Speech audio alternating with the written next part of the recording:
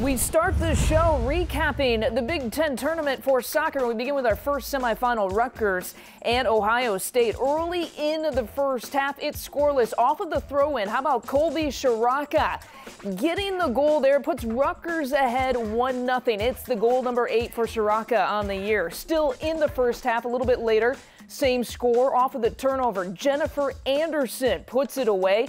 Rutgers would go on to win 2-0 and on to the Big Ten championship game. The second semifinal, Penn State and Michigan. We begin in the first half, still scoreless. The shot attempt by Michigan's Nikki Waldeck denied by Britt Eckerstrom. Waldeck had half of Michigan's shots on goal. We stay in the first half. How about Raquel Rodriguez? That shot just going wide. She had 5 shot attempts. The teams went scoreless in the first half. So we go to the second, about midway through. Penn State's Franny Kraus ends the drought. The left-footed strike, a beautiful one from distance. Penn State would go on to win 1-0 and advance to the Big Ten Finals. That sets up our title matchup. It's Penn State against Rutgers. Penn State won the last 2 times this tourney was hosted at Jeffrey Field, and Rutgers came into this one with a school-best 10-match unbeaten streak. Early in the first half, off of the corner chance, this was a beautiful goal. Raquel Rodriguez, the flick on to Elizabeth Ball, the redirect. A doubleheader puts Penn State up 1-0. About 25 minutes later, Penn State still the same score, 1-0. Emily Ogle takes this shot from the right side to score. Penn State, that's all that it would need. Winners 2-0, the Big Ten tournament champs.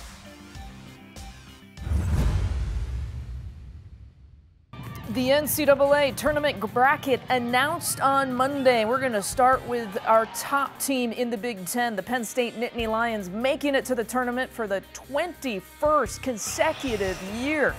What a women's soccer program they have built. Want to share the regular season title coming off that Big Ten tourney title, the #1 seed. They will host Albany to start.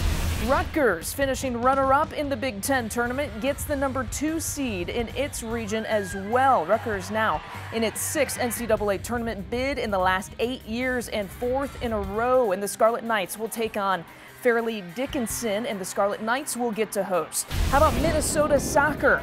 The 9th time the Gophers have been in the tournament. Remember, there was a period of time where they were atop the Big Ten during the regular season. They will actually host a first-round game against South Dakota State. That one coming up Friday at 7 Eastern. The last time that the Gophers were in the NCAA tournament, 2013.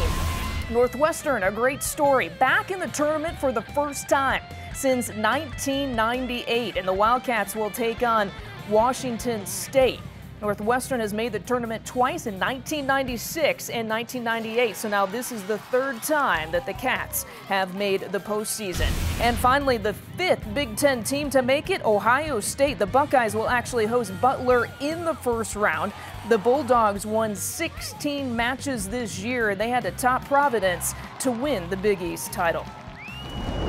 And for analysis now of the NCAA tournament, we bring in our soccer analyst, Kate Markgraf, on the phone. And Kate, let's actually start with the Big Ten team whose name didn't get called, the Wisconsin Badgers, co-champs in the regular season. What did you make of the fact that the Badgers were left out? Well, it kind of gave you insight into what the selection committee was preferring and what they were favoring, whether it was league positioning, being that Wisconsin won the conference title, co-shared that, or was it bubble head-to-head, or was it RPIs? And you can now see that the determining factor was the RPI. Wisconsin, their body of work wasn't that great. Their non-conference schedule, they played 1 team in the RPI of a top 30, and they lost that match.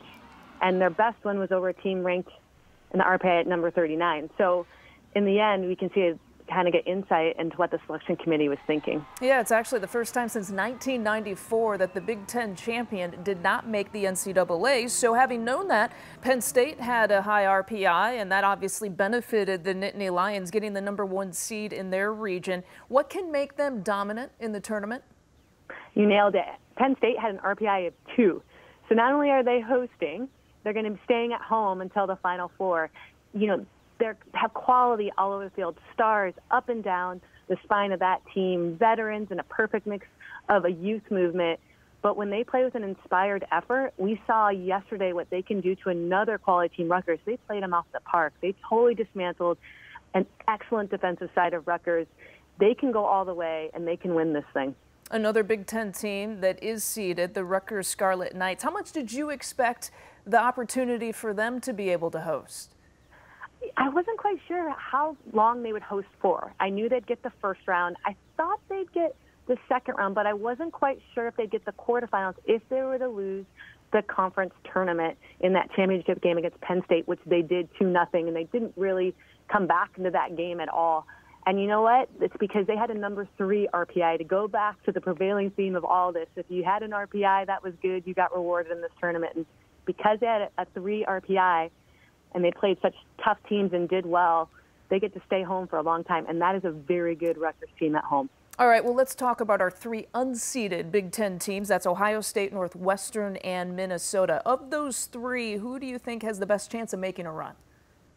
I'm going to go with Minnesota. You know, if head coach Steph Golan has stopped the bleeding, they kind of lost momentum, lost 4 games in a row, couldn't quite get together.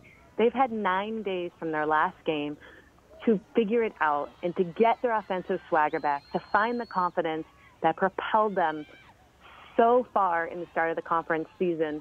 They find that they could do some damage in this tournament. Yeah, at the beginning of the Big Ten season, it looked like the Gophers might actually win the regular season. Kate Markgraf, not as fun to chat with you when it's not in person, but we appreciate you taking the time on the phone. Thanks for having me, Lisa. Think has the best chance of making a run. On the Women's Sports Report, how about recapping that crazy Big Ten tournament for field hockey? Carol Lentz will break it all down for you, and we'll look at an upset. Maryland taking it to Ohio State. Why were the Terps so successful? That answer coming up.